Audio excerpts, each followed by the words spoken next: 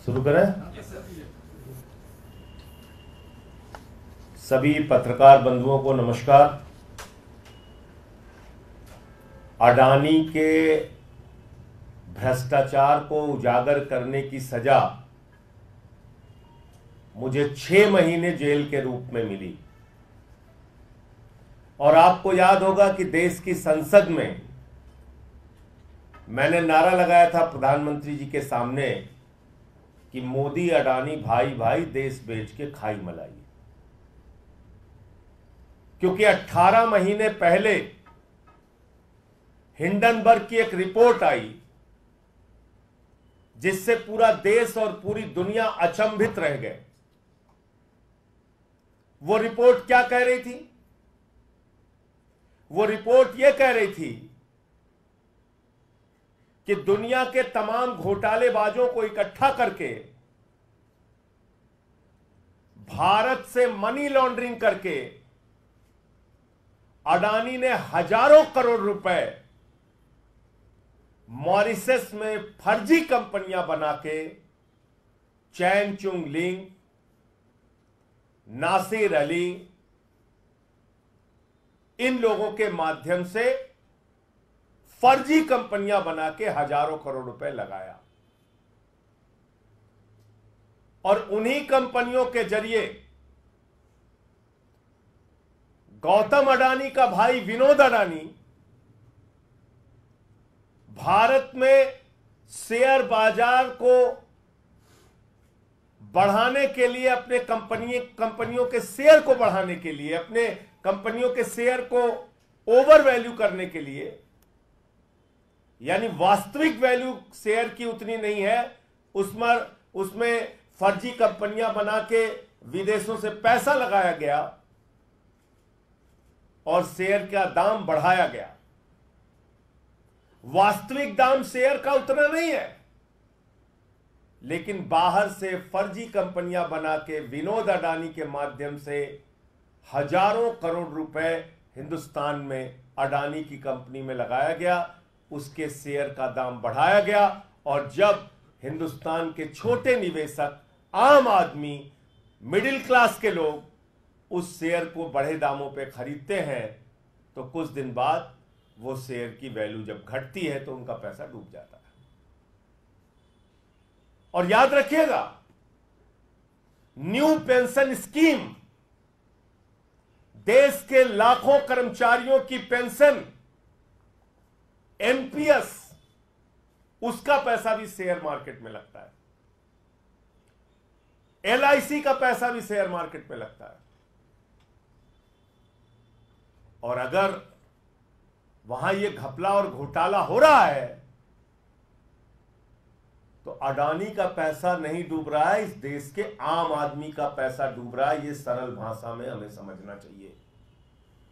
ये अडानी का पैसा नहीं डूब रहा है, उसने तो भ्रष्टाचार कर रखा है। ये देश के लाखों करोड़ों लोगों का गाढ़ी कमाई का पैसा जो शेयर बाजार में वो लोग लगाते हैं, वो पैसा डूब रहा है। और कितना डूबा आप कल्पना कर सकते हैं? अगर मैं इस प्रेस कॉन्फ्रेंस में कहूं तो जीरो लगाते लगाते आप थक जाएंगे। जब हिंडनबर्ग की रिपोर्ट का खुलासा हुआ तो 8,50,000 करोड़ रुपए हिंदुस्तान के लोगों के डूब गए शेयर मार्केट में। 8,50,000 करोड़ रुपए। मैंने तब मांग की थी बहुत जोर शोर से कि जेपीसी बनाओ, जेपीसी बनाओ, पूरे मामले की जांच कराओ, सच्चाई तक जाओ। इस देश के लोगों का पैसा डूब रहा है। अडानी ने फर्जी कंपनियां विदेशों में बना के अपनी कंपनियों के शेयर बढ़ाए हैं, उसके दाम बढ़ाए हैं, पैसा गलत ढंग से लगाया गया। खुलेआम ये मनी लॉन्ड्रिंग का मामला है, भ्रष्टाचार का मामला है। एक आवाज नहीं सुनी गई मेरी। मोदी जी ने क्या किया? मोदी जी ने कहा इसको पकड़ के जेल में डालो। उठा के मुझे जेल में डाल दिया गया। 6 महीने में जेल में रहा। जुर्म यही था, मैं फिर दोहरा रहा हूं, वो नारा संसद में, मोदी अडानी भाई भाई देश बेच के खाई मलाई। और आज क्या खुलासा हुआ है? माननीय सर्वोच्च न्यायालय में जब मामला गया माननीय सर्वोच्च न्यायालय ने कहा इस पूरे प्रकरण की जांच सेबी करेगा, सेबी इस पूरे प्रकरण की जांच करेगा। सेबी ने अपनी जांच शुरू की, सेबी ने अपनी रिपोर्ट दाखिल की और 2023 के मई महीने में जो रिपोर्ट सेबी ने सुप्रीम कोर्ट में दाखिल की वो बड़ी हास्यास्पद है। आप सुनेंगे तो आपको मजाक लगेगा। सेबी सुप्रीम कोर्ट में कह रहा है कि हम ऐसे जुड़े 13 मामलों की जांच कर रहे हैं और ये कर रहे हैं वो कर रहे हैं, और बाद में कह रहे हैं हमें पता नहीं है कि कहां तक ये जांच जाएगी, ये एक दिशाहीन जांच है, हुजूर कुछ गड़बड़ी तो हुई है लेकिन हम बता नहीं सकते गड़बड़ी किसने की है। क्या करिए सीबी सुप्रीम कोर्ट में, हुजूर कुछ गड़बड़ी तो हुई है, किसने गड़बड़ी की है, क्या गड़बड़ी की है, यह हम बता नहीं सकते, और यह जांच दिशाहीन है, अंतहीन है, किस ओर जाएगी, कब तक चलेगी, यह हमें पता नहीं। तो क्यों बोला सेबी ने? सेबी अध्यक्ष ने क्यों बोला ये? इसका खुलासा कल हिंडनबर्ग की नई रिपोर्ट में हुआ है। और वो क्या कहती है नई रिपोर्ट? कि सेबी की अध्यक्ष माधवीपुरी बुच और उनके पति धवल बुच ने लगभग $10 मिलियन उन्हीं फर्जी कंपनियों में लगाए हैं, उन्हीं फंड्स में लगाए हैं जिसकी इनको जांच करनी थी। यानी जिस भ्रष्टाचार के मामले की जांच सेबी अध्यक्ष को करनी थी, वहीं पर इनका पैसा लगा हुआ है, वहीं पे इनका इन्वेस्टमेंट हुआ है लगभग $10 मिलियन। और ये एक विसिल ब्लोअर के माध्यम से इस बात का खुलासा हुआ। आप मुझे बताइए, जिन कंपनियों के, जिनके भ्रष्टाचार के, जिन मामलों की जांच स्वयं सेबी को करनी थी, अगर सुप्रीम कोर्ट ने कहा कि आप जांच करेंगे इसकी, तो माधवी बुच ने क्यों नहीं बताया कि हुजूर मैं जांच नहीं कर सकती क्योंकि हमारा मामला, हमारा पैसा तो और हमारे पति का पैसा तो खुद ही इन फंड्स के ऊपर लगा हुआ है, जिसको विनोद अडानी मैनेज करता है, जिसके जरिए हिंदुस्तान के आम आदमी को लूटा जाता है, जिसके जरिए हिंदुस्तान के आम लोगों का लाखों करोड़ रुपए का उनको चूना लगाया जाता है।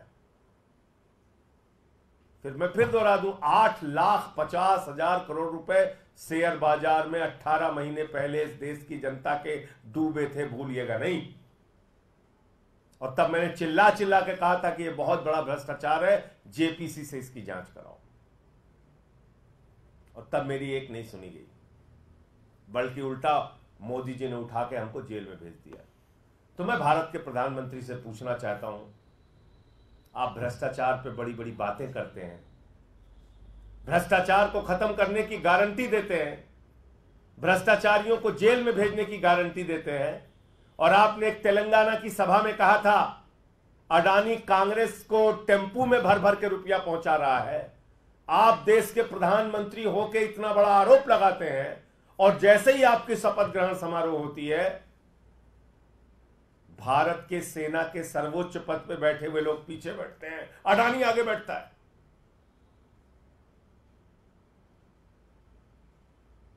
यह आपकी असलियत है प्रधानमंत्री जी। इसलिए अडानी का घोटाला यह अडानी का घोटाला नहीं है, यह भारत के प्रधानमंत्री नरेंद्र मोदी का घोटाला है, यह भारतीय जनता पार्टी का घोटाला है, जिसने पूरा देश अपने दोस्त के हवाले कर दिया। हिंदुस्तान के एयरपोर्ट की जमीन, हिंदुस्तान के सारे, लगभग सारे एयरपोर्ट एक एक करके अडानी को दिए जा रहे हैं। रेल अडानी को, सेल अडानी को, कोयला की खदान अडानी को, गैस अडानी को, पानी अडानी को, बिजली अडानी को, सड़क अडानी को, सीपोर्ट अडानी को।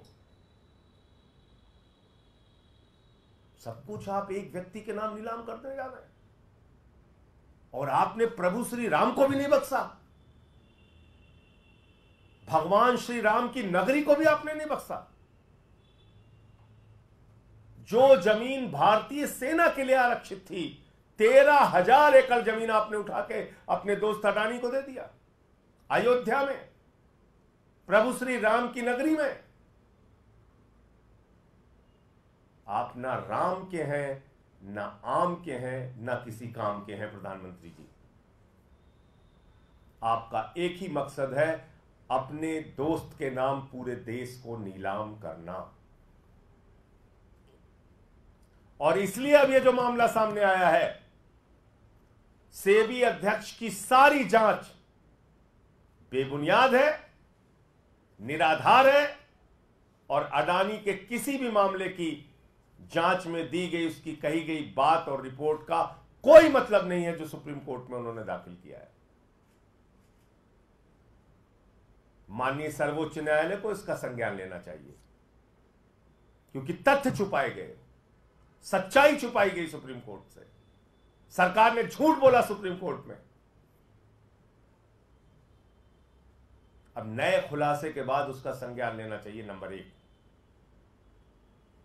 और नंबर 2, ये सारे घोटाले, ये 8,50,000 करोड़ रुपए हिंदुस्तान के लोगों का जो डूबा है, इसके लिए कोई और नहीं, भारत के प्रधानमंत्री नरेंद्र मोदी जी जिम्मेदार हैं। जब तक वो पद पर रहेंगे, तब तक अडानी के मामलों की जांच नहीं हो सकती, अडानी के भ्रष्टाचार की जांच नहीं हो सकती। प्रधानमंत्री में जरा सी भी नैतिकता है तो उनको अपने पद से इस्तीफा दे देना चाहिए। उनको देश का प्रधानमंत्री बने रहने का हक नहीं है।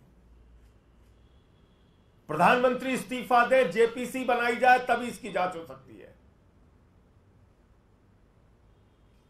ज्वाइंट पार्लियामेंट्री कमेटी के माध्यम से इसकी जांच हो सकती है,